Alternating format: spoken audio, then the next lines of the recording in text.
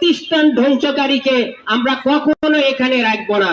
আমরা সব এক দফা এক দাবি, এই সুপারের পদত্যাগ চাই, সুপারের পদত্যাগ চাই, এক দফা এক দাবি, এই সুপারের পদত্যাগ চাই।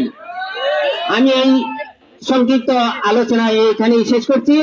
আসলে সবাই আমরা একসাথে একজোটে এলাকার লোক যদি সবাই আমরা এক হই, এই সুপারের পদত্যাগ এই মুহূর্তে হবে।